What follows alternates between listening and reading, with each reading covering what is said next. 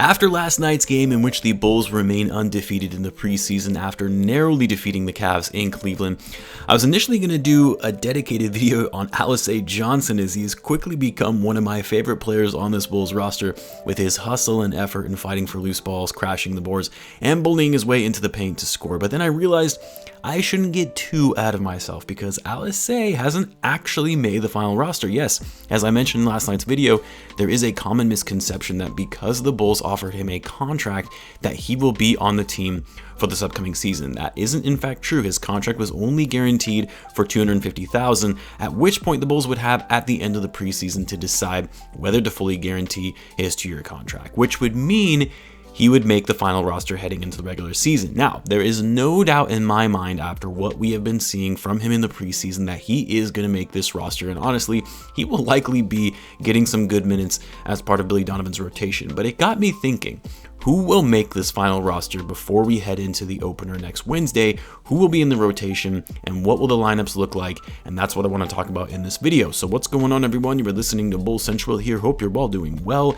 Now, it's well known that Billy Donovan generally likes to run an 8 to 9 man rotation with his lineups once, he experiments and determines what the best lineups are for success. Granted, that ended up not really being the case last season because the roster was kind of a mess at times, and Billy Donovan was forced to experiment with multiple rotations to see what worked and what didn't. And because it was an evaluation year, that was the season to really experiment for that kind of thing as much as possible. However, going into this season, there are a lot of expectations of the Bulls to do well after going all in free agency and landing big names like Lonzo Ball and DeMar DeRozan. So the Bulls are going to be expected to win and win consistently. And although I'm not sure there will be some experimentation with lineups and rotations for the most part throughout this season, I'm sure that will happen, you would expect that Billy Donovan's preference of running an 8 to 9 man rotation will come to fruition about a month or two into the season. Now, assuming full health of the roster, which is always a big if, but for the purposes of this video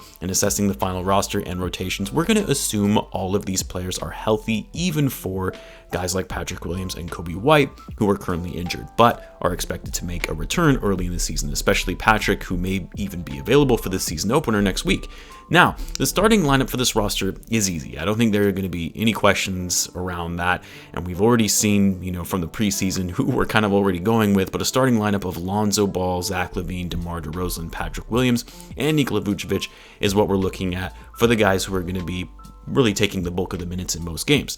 It's possible that in the first couple of games, especially if Patrick is on a minutes restriction, that he may not start if they want to slowly phase him back into the starting lineup after that ankle injury. For the most part, when he's healthy, he's going to be the Bulls' starting power forward. Where things vary and get a little interesting is the lineup off the bench. Now, assuming Billy Donovan does in fact on most nights go with an 8 to 9 man rotation, staggering the starters with the second unit, which we have already seen in the preseason, as Donovan really had staggered both DeRozan and Lavine with the bench, this would mean that really only 3 to 4 guys are going to be seeing that much playing time off the bench, unless it's garbage time, of course, which hopefully will be the case for a good amount of games this season, because the team should be pretty good. Now, for the players that I believe will be in the rotation coming off the bench, and then we'll get into who will actually be making the final roster spots in a little bit. But of the 3 to 4 guys who will be in Billy Donovan's rotation on most nights, I think there is no doubt that Alex Caruso will be one of them. I think that's really a no-brainer given the fact that they just gave him a big contract. You're not going to pay a guy near $40 million to have him not be in the rotation. Not only that, but Caruso has clearly shown his value as it relates to his hustle defense, playmaking, and outside shooting off the bench. He's also just a fan favorite as well because of the energy and effort for which he plays with. So Caruso will be one of the Bulls' main 6 men, if you will, likely the first to come off the bench, rotating between the 1 and 2, giving Lonzo and Lavine a breather. The other guy who will be in the rotation, and again, this assumes he's fully healthy and back in the roster, but that's Coby White. You'll say what you will about Coby White just being a high volume scorer, but not the smartest on the court, not a true point guard. We heard all of the criticisms last season, even sometimes coming from myself as well. But the fact of the matter is, Coby White is still a very good basketball player who can score points in a hurry, who is a hard worker and always looking to improve himself, and also accepts his role in the team. So despite a lot of people forgetting about without Coby, partially because he's been injured, but more so because of all the focus that has been made on Lonzo Ball ever since signing him to the team. But Coby will be a key piece to this rotation coming off the bench, and really the primary scorer in that second unit, as a lot of guys coming off the bench are more known for their defense and less for their scoring abilities. Then you look at guys on the wing. Although Troy Brown Jr. hasn't looked that great in preseason, I do think he'll be in the rotation coming off the bench and getting run at the 3, potentially even some minutes at the 4, given the Bulls are going to be a little depleted in that spot. What we have seen from Troy Brown Jr. thus far in the preseason is that he's improved his shooting and his general ability to score on offense. Troy Brown is a solid defender, and I think that's one of the reasons AK was so high on him when they made that trade for him from the Wizards. And his defense on the wing, and of course his improved outside shooting, will come in handy off of Billy Donovan's rotation off the bench. Now, there are already 3 players that I've already mentioned right there that would make an 8-man rotation. That really only leaves room for one more, which I honestly think will be Alice Johnson. I do think Tony Bradley will likely get some run, since he's really going to be the Bulls' only backup center on this roster. But after last night and seeing Alice getting some minutes as an undersized 5 and playing the 4, which is his primary position, but playing center, playing that role, running well down the court, and still being able to fight for rebounds over other bigger guys, you have to believe that Alice will not only make the roster to have his contract become fully guaranteed, but also be a key piece in the Bulls' rotation as a big-bodied rebounder and energizer off the bench. I mean, could you imagine if Alice, who has really fought for his way into a roster in the NBA after playing a good amount of his career in the G League, a late second-round pick, 25 years old, if he broke out and turned out to be a piece on this Bulls roster and an X factor to their success? It would just go to show how underrated of an executive AK is, with his ability to recognize talent that is often overlooked. Now again, the rotation is obviously subject to change, and I'm sure it'll change a great deal here and there throughout the season, especially as injuries come up. And I think more so at the beginning of the season, that'll be the case. But Billy Donovan is going to be doing a lot of tinkering with the roster and making tweaks to it to see what fits best. Which is expected, especially given this is a completely new group of guys who have never played together before. You're going to be experimenting a lot in those first couple months of the season. As for the rest of the roster, though, well, as I just mentioned, Tony Bradley will get minutes given the Bulls are a little short-handed on big man, so they're going to need his size and rim protection coming off the bench. Derrick Jones Jr. is a tough one because I'm inclined to think he might in fact be in the rotation over a guy like Troy Brown Jr., especially after the way that he played in last night's game. I really like his hustle and effort on the defensive end, as well as just his sheer athleticism and smooth ability to get to the hoop. It's part of the reason why I hope Billy Donovan actually has a wider rotation than just 8 or 9 guys, because there are too many guys on this roster who are too talented to just have them show up as a DNP on most nights unless it's garbage time. Get the most out of these guys where it makes sense, and I think Derrick Jones Jr. is one of those.